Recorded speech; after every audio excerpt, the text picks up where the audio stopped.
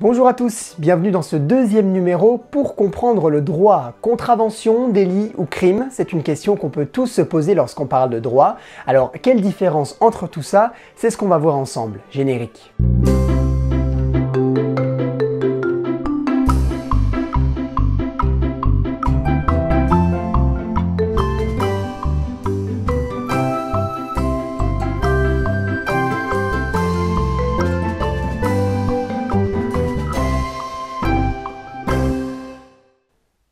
On sait à peu près tous ce qu'est une infraction. Si on prend la définition pure et simple, on trouve qu'une infraction est la violation d'une loi sanctionnée par le droit. Dit plus simplement, c'est le non-respect de la loi. En France, il existe 3 types d'infractions et c'est le code pénal qui nous l'explique en mentionnant à l'article 111-1 que des infractions pénales sont classées suivant leur gravité en crime, délit et contravention.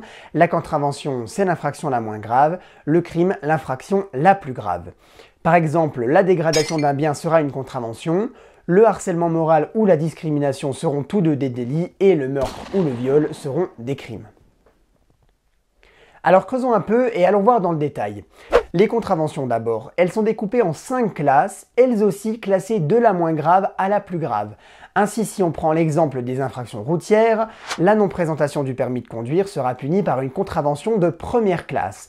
En revanche, si vous franchissez une ligne blanche ou si vous criez un feu rouge, des infractions plus graves donc, vous serez puni par une contravention de 4e classe.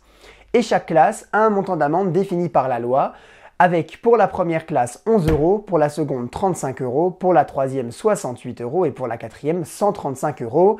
Les infractions de 5e classe sont elles aussi punies par une amende mais doivent être jugées par un tribunal qui imposera le montant de l'amende. En dehors de ça, un gendarme ou un policier peut vous verbaliser sans passer par un tribunal. Pour la Attends, tout le monde ne voit pas la différence entre un gendarme et un policier, je peux faire un aparté? Vas-y, je t'en prie. Ah, merci. Savez-vous quelle est la différence entre un gendarme et un policier? D'extérieur, chacun peut les différencier. Le gendarme a un polo bleu, tandis que le policier a une chemise blanche. Mais en dehors de l'uniforme, leurs conditions de travail diffèrent beaucoup. Ce que vous devez simplement retenir, c'est que les policiers travaillent dans les grandes agglomérations, alors que les gendarmes travaillent dans les zones rurales et les petites villes. À Paris, vous aurez forcément affaire à des policiers. En revanche, à Tulle, en Corrèze, c'est la gendarmerie qui est compétente car c'est une ville relativement petite. Et bien voilà, merci pour cette mise au point. Alors revenons à notre affaire d'infraction. Pour la contravention, en résumé, toutes les infractions punies d'une amende inférieure à 3 000 € sans peine de prison sont des contraventions. Le deuxième type d'infraction, ce sont les délits. Toutes les infractions punies par une amende supérieure ou égale à 3 750 € et dont la peine de prison encourue est inférieure ou égale à 10 ans sont des délits. Sont des délits donc les attouchements sexuels par exemple, punis traditionnellement de 5 ans de prison et de 75 000 € d'amende, ou le vol tout simplement, puni de 3 ans d'emprisonnement et de 45 000 € d'amende. Et quand l'infraction n'est ni une contravention ni un délit, c'est que c'est un crime. Dans ce cas-là, l'infraction est au moins punie par 3 750 € d'amende et 10 ans de prison si ce n'est plus. Dans ce cas, il y aura souvent mort de la victime ou tout du moins infirmité grave. Ainsi, le meurtre, l'empoisonnement ou le viol sont des crimes, par exemple. Vous l'aurez compris, pour reconnaître si l'infraction est une contravention, un délit ou un crime, il faut donc étudier tout simplement la peine infligée, comme l'indique ce petit tableau récapitulatif. Et ce qui diffère également, c'est le tribunal qui juge l'affaire. Pour les contraventions, c'est le tribunal de police. Pour les délits, le tribunal correctionnel et pour les crimes, la cour d'assises. Et oui, parce que quand on parle en fait de tribunal, on parle de tout et de rien parce qu'il existe plusieurs tribunaux en fonction de l'infraction qui est jugée. Je ne rentre pas dans les détails, ce sujet fera sûrement l'objet d'une autre vidéo. Allez, on fait un petit quiz pour voir si vous avez bien compris, d'accord? Alors, première infraction, le délaissement de mineurs. Après lecture du code pénal, je m'aperçois que l'infraction est punie de 7 ans d'emprisonnement et de 100 000 € d'amende. C'est une contravention, un crime ou un délit?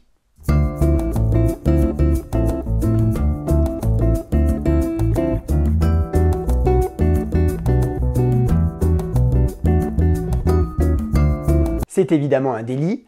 L'infraction est bien punie d'une peine de prison inférieure ou égale à 10 ans et d'une amende supérieure ou égale à 3 750 €. Une deuxième maintenant, le port illégal d'un uniforme de police. L'infraction est punie d'un an d'emprisonnement et de 15 000 € d'amende. Contravention, crime ou délit?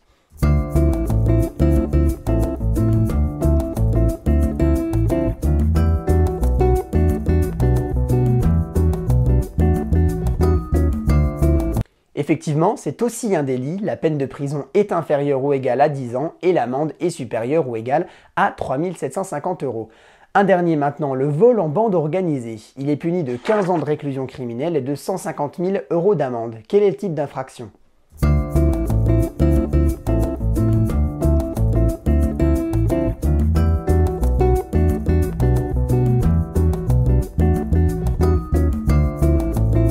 Ici, c'est en effet un crime. La peine d'emprisonnement. Attention, une petite erreur s'est glissée dans ce que je viens de dire. L'emprisonnement, il ne concerne que les délits.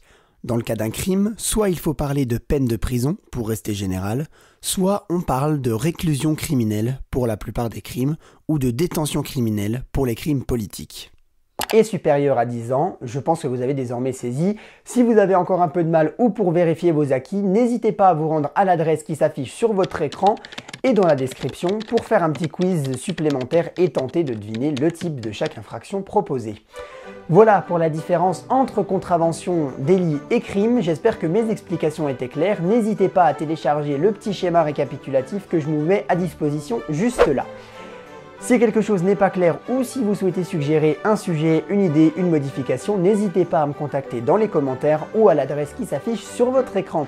Je vous laisse et je vous retrouve très prochainement pour un prochain numéro. Pour comprendre le droit, portez-vous bien.